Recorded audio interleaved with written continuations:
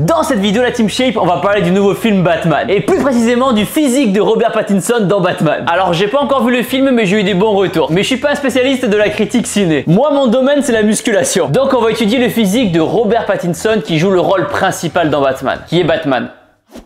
Du coup.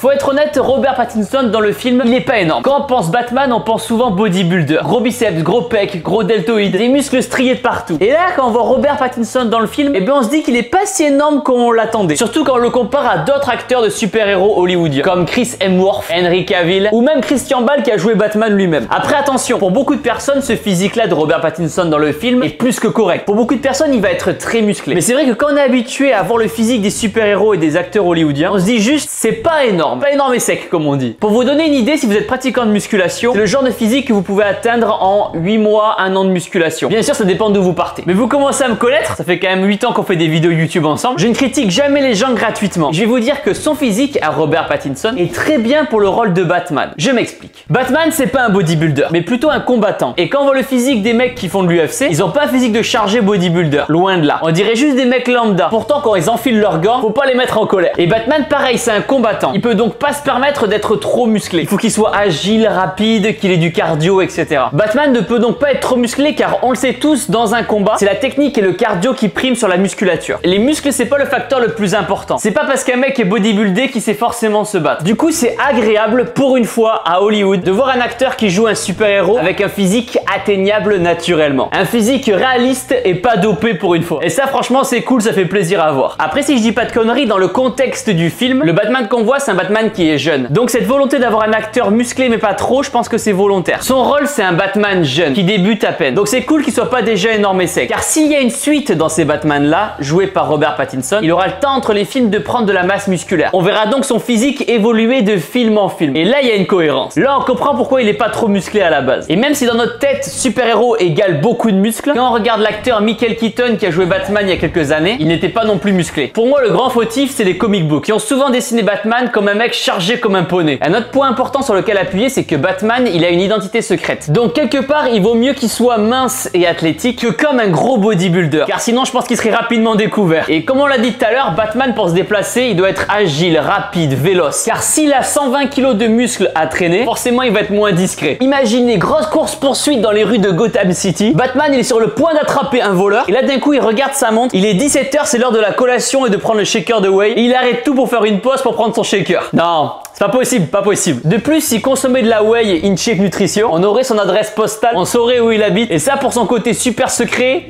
c'est pas beau. D'autant plus qu'il me semble que pour ces Batman-là, le réalisateur voulait donner une notion plus détective à Batman. Et pas seulement bourrin. Peut-être pour cela qu'il n'a pas axé son personnage seulement sur le côté physique énorme. En tout cas, gros respect à Robert Pattinson pour avoir obtenu ce physique-là. Ça reste quand même plus que correct. Dites-moi ce que vous pensez de tout ça dans les commentaires. En attendant, si vous qui regardez la vidéo, vous souhaitez prendre de la masse ou perdre du poids, téléchargez notre application de sport Shapeio. C'est une application de sport nutrition qu'on a créée avec Juju, dans laquelle on vous coach en temps réel. Vous retrouverez des programmes à faire à la maison ou en salle de sport, avec ou sans matériel, plein de recettes saines et gourmandes de Juju. Bref, si vous voulez vous transformer physiquement, téléchargez l'application, le lien est dans la description. Important maintenant, abonnez-vous à ma chaîne YouTube en cliquant sur ma tête, juste ici, une nouvelle vidéo tous les jours, et cliquez ici pour regarder une autre vidéo, et n'oubliez pas que vous êtes les meilleurs. Boom!